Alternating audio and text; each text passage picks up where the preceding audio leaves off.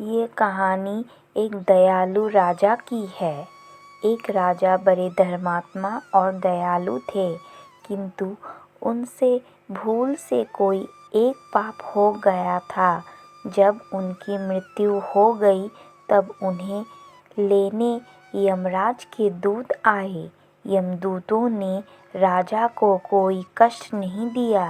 यमराज ने उन्हें इतना ही कहा था कि वे राजा को आदरपूर्वक नरकों के पास से आने वाले रास्ते से ले आएं। राजा की भूल से जो पाप हुआ था उसका इतना ही दंड था। यमराज के दूत राजा को लेकर जब नौकरों के पास पहुँचे तो नरक में पड़े प्राणियों के चीखने, चिल्लाने, रोने का शब्द सुनकर राजा का हृदय घबरा उठा। वे वहाँ से जल्दी जल्दी जाने लगे। इसी समय नरक में पड़े जीवों ने उनसे पुकार कर प्रार्थना की, महाराज, आपका कल्याण हो। हम लोगों पर दया करके आप एक घड़ी यहाँ खड़े रहिए। आपके के शरीर से लगकर जो हवा यहाँ आती है उसके लगने से हम लोगों की जलन और पीड़ा एकदम दूर हो जाती है। हमें इससे बड़ा सुख मिल रहा है। राजा ने उन नरकी जीवों की प्रार्थना सुनकर कहा, मित्रों, यदि मेरे यहाँ खड़े रहने से आप लोगों को सुख मिलता है तो मैं पत्थर की भांति अचल होकर यहीं खड़ा रहूँगा। मुझे यहाँ से अब आगे नहीं जाना है।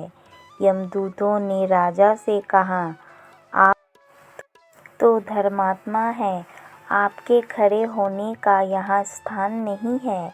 आपके लिए तो स्वर्ग में बहुत उत्तम स्थान बनाए गए हैं। यह तो पापी जीवों के रहने का स्थान है। आप यहाँ से झटपट चले। राजा ने कहा, मुझे स्वर्ग नहीं चाहिए। भूखे प्यासे रहना और नरक की आग में जलते रहना मुझे बहुत अच्छा लगेगा। यदि अकेले मेरे दुख उठाने से इन सब लोगों को सुख मिले, प्राणियों की रक्षा करने और उन्हें सुखी करने में जो सुख है वैसा सुख तो स्वर्ग या ब्रह्मलोक में भी नहीं है। उसी समय वहाँ धर्मराज तथा इंद्र आए। धर्मराज ने कहा, राजन, मैं आपको स्वर्ग ले जाने के लिए आया हूँ। अब आप चले।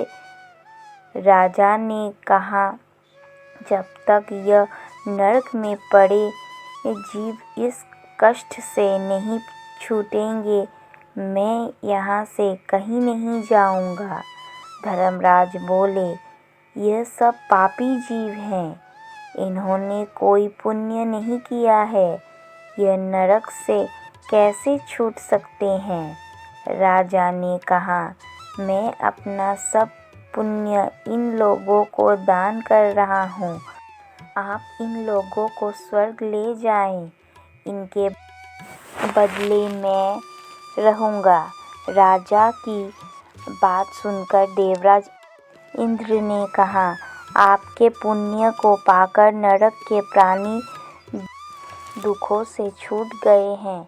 देखिए, ये लोग अब स्वर्ग जा रहे हैं।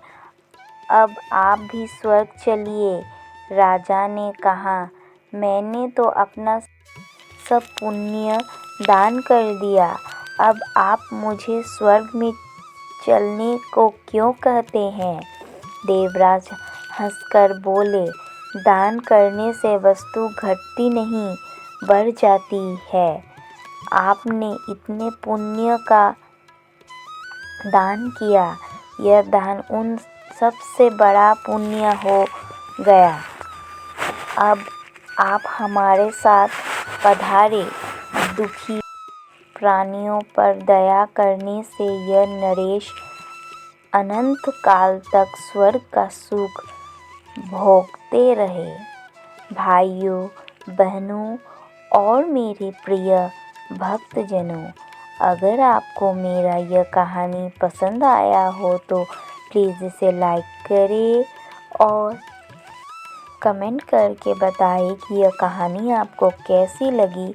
साथ ही सब्सक्राइब करें मेरे चैनल भक्ति सागर 93 को।